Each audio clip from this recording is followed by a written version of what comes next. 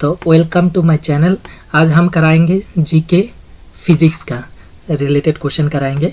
देखिए पहला क्वेश्चन बोला है who gave the theory of relativity. Theory of relativity किसने दिया है? थ्योरी ऑफ रिलेटिविटी सिद्धांत जो है वो किसने दिया है वो पूछा है क्वेश्चन में। तो ऑप्शन है Isaac Newton, Archimedes, Albert Einstein, Galileo Galilei. तो कौन सा हो जाएगा? ऑप्शन नंबर सी हो जाएगा करेक्ट आंसर, अल्बर्ट आइंस्टाइन। ये जो theory of relativity Albert Einstein ने दिया है। ओके, अब देखते हैं next question number 2। Who among the following is credit to work for the unifications of electricity, magnetism and optics field.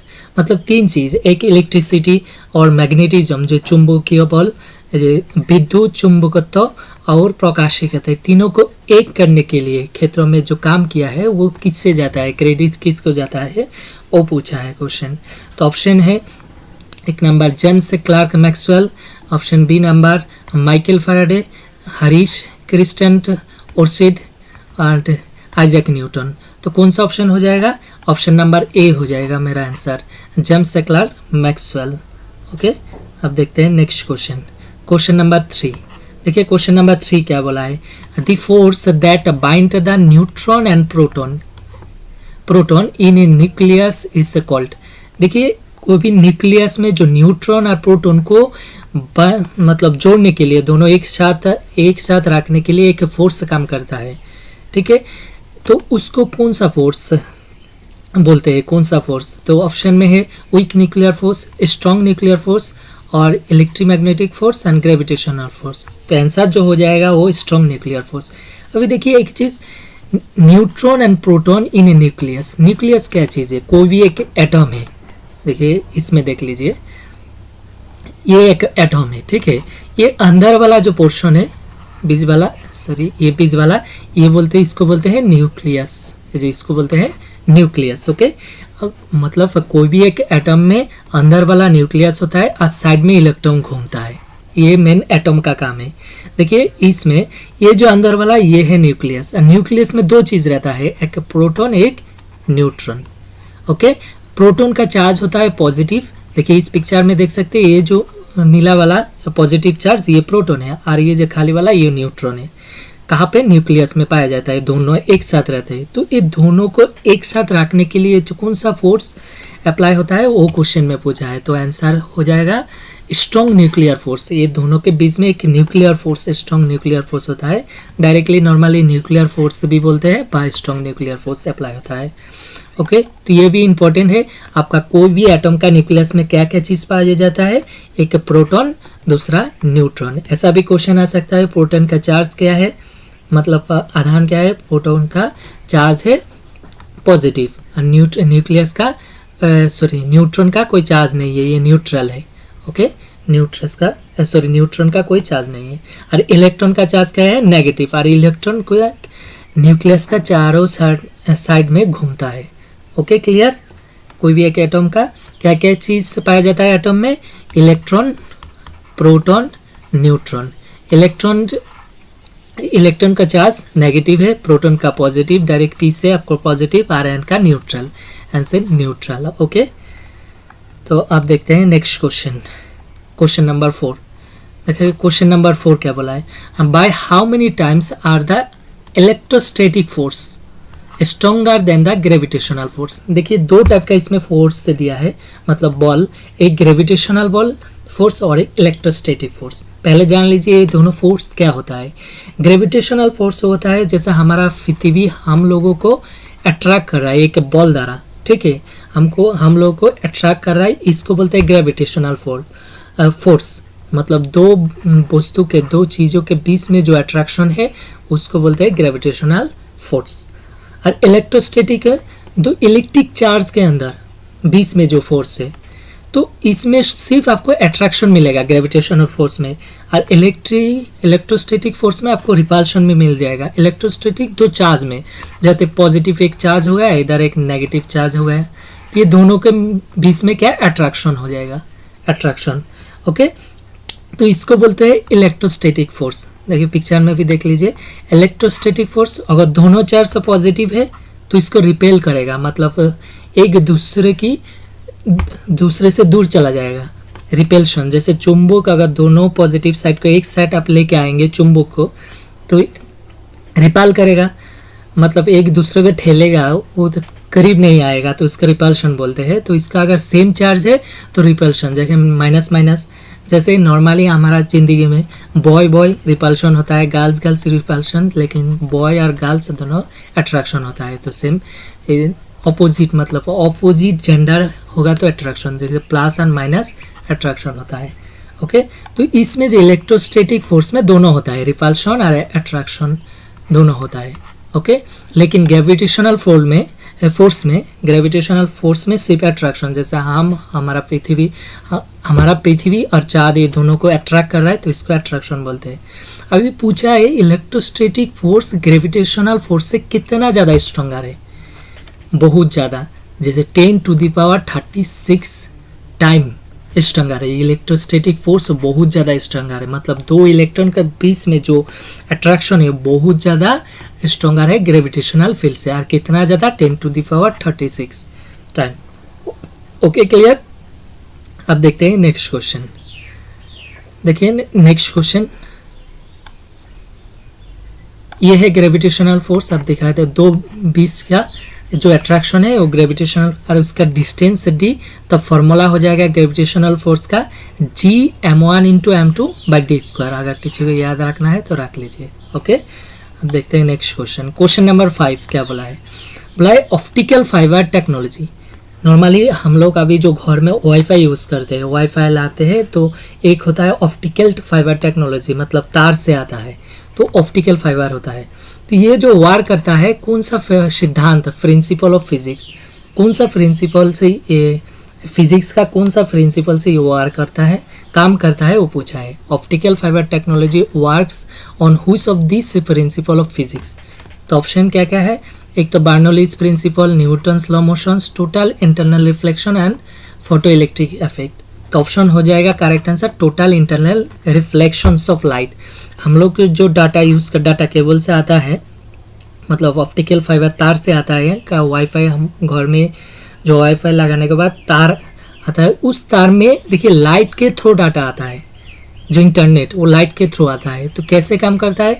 जैसे देखिए एक तार हो गया मोटा, इसमें कोई भी एक लाइट, टोटल इंटरनल रिफ्लेक्शन देख लिए, कोई भी एक लाइट हम इधर मतलब टॉर्च लाइट मारेंगे, उस साइड में नहीं जाके वापस इस साइड में आ जाएगा, तो इसको बोलते हैं टोटल इंटरनल रिफ्लेक्शंस। ठीक है, नॉर्मली आपका लाइट का डायरेक्शन ऐसा होता है, देखिए आप ऐसे कोई भी एक लाइट मारे तो इस डायरेक्शन, ये कितना एंगल, उसी एंगल से इस डायरेक्शन में घूमेगा, इसे इतना एंगल में, सॉरी ऊपर साइड में, इसी एंगल में इस डायरेक्शन में घूरेगा। लेकिन इस ऐसे एक एंगल में आप मारेंगे जैसे वापस ये पे आ जाएगा, तो उसको बोलते हैं टोटल इंटरनल रिफ्लेक्शंस। तो ये काम कैसे करते हैं? ऑप्टिकल फाइबर टेक्नोलॉजी ये टोटल इंटरनल रिफ्लेक्शन के ऊपर काम करते हैं। ओके, अब देखते हैं नेक्स्ट क्वेश्चन।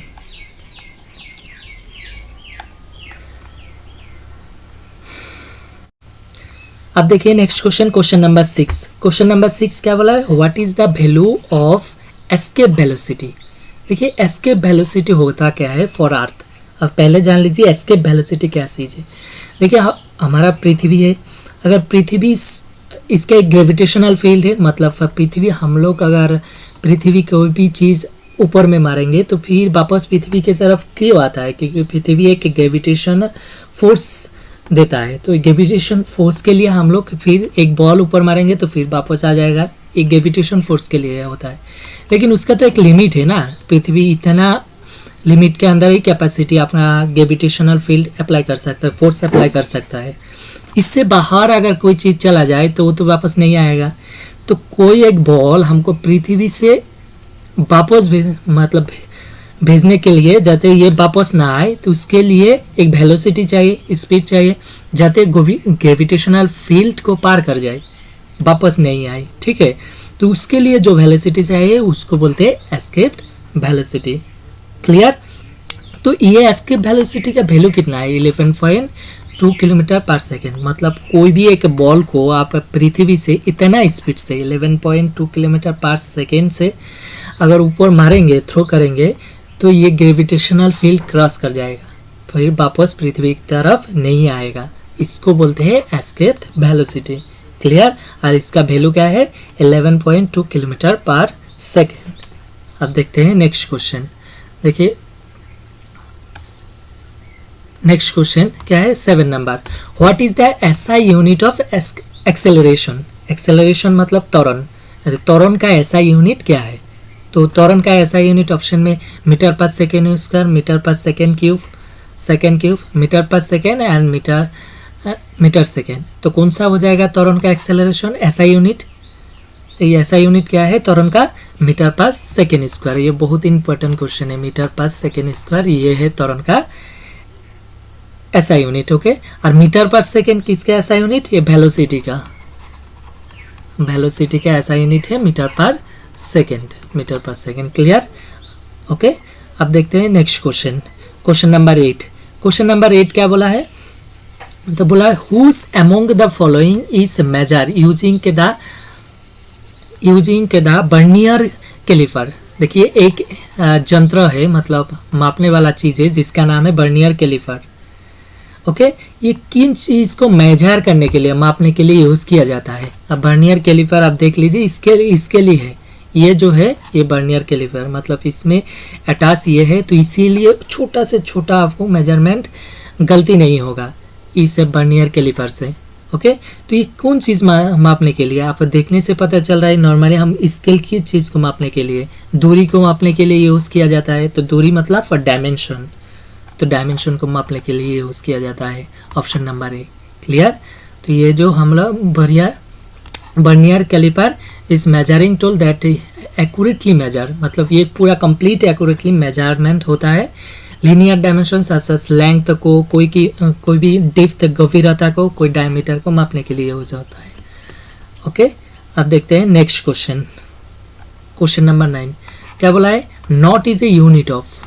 नॉट कौन चीज का यूनिट है? तो आंसर है स्पीड का। देखिए नॉट स्पीड का यूनिट है। कोई भी जहाज अगर समुद्र में चल रहा है, ओके, नौका जहाज चल रहा है, तो नॉट में मेजर किया जाता है। कि नॉर्मली जो स्पीड का एसआई यूनिट क्या है वो भी आपको पता होना चाहिए। स्पीड का एसआई यूनिट क्या है? मीटर पर सेकेंड। वेलोसिटी और स्पीड तो दोनों का एसआई यूनिट मीटर पर सेकेंड। ओके, अब देखिए स्पीड का एसआई यूनिट तो मीटर पर सेकेंड हो गया, लेकिन नॉट क्या चीज़ है? नॉट भी इसको समुद्र में अगर जहाज चल रहा है तो बहुत डिस्टेंस चल रहा है, तो इसको नॉर्मल आपको किलोमीटर और मीटर में तो डिस्टेंस मापने में झमेला होगा, इसीलिए और बड़ा यूनिट, तो बड़ा यूनिट एक नॉट है। तो नॉट किस चीज़ की ऐसा यूनिट है? स्पीड। अब देखिए नॉट का 1 नॉट इक्वल टू क्या है? 1 नॉटिकल माइल पर आवर, मतलब 1 घंटा में 1 नॉटिकल चलेगा तो 1 नॉट बोलेगा, और 1 knot equal to 1.852 kilometre per hour. इस वैल्यू भी याद रख लीजिए, 1 knot equal to 1.852 kilometre per hour. Okay, अब देखते हैं अगला question. Question number 10। Question number 10 क्या बोला है? Ohm is a unit of measuring, मतलब ओम कौन चीज़ का यूनिट है? तो ओम आपको पता है, ओम रेजिस्टेंस का यूनिट है। रेजिस्टर जो प्रतिरोध का यूनिट है, ओम। बहुत इंपॉर्टेंट क्वेश्चन है। अब वोल्टेज किस चीज़ का यूनिट है? वोल्टेज का यूनिट है, विभव पावर का यूनिट है। करंट का यूनिट क्या है? करंट का यूनिट एम्पियर। ओके, करंट का यूनिट है एम्पियर, और वोल्टेज का यूनिट भी। ओके, वोल्टेज का यूनिट भी, करंट का यूनिट एम्पियर, और रेजिस्टेंस का यूनिट ओम। अब देखते हैं next question. Question number 11। Question number 11 क्या बोला है? Who is among the following temperature scale is based upon absolute zero, जहाँ पूरी एब्सोल्यूट जीरो से स्टार्ट होता है। कौन सा टेम्परेचर स्केल? मतलब टेम्परेचर स्केल हम लोग सेल्सियस स्केल है, केल्विन सेल्सियस स्केल है, केल्विन स्केल है, फ़ारेनहाइट स्केल है। ओके, तो कौन सा पूरा एब्सोल्यूट जीरो से स्टार्ट होता है? तो केल्विन स्केल। आंसर हो जाएगा केल्विन स्केल। ये जो केल्विन स्केल है ये एब्सोल्यूट जीरो से स्टार्ट होता है। अगला क्वेश्चन देखिए, क्वेश्चन नंबर 12 क्या बोला है? ऐसा यूनिट ऑफ टाइम। टाइम का ऐसा यूनिट क्या है? ऑप्शन मीटर पर सेकेंड है, सेकेंड है मीटर पर सेकेंड स्क्वायर और ओम है। तो कौन सा हो जाएगा? ये सेकेंड है, टाइम का ऐसा यूनिट सेकेंड, मीटर नहीं है, मिनट नहीं है, सेकेंड है टाइम का ऐसा यूनिट। क्लियर? तो अगर आपको वीडियो पसंद आई तो like and share and subscribe कीजिएगा। मिलते हैं अगले वीडियो में अगले क्विज के साथ, ठीक है? तब तक के लिए बाय।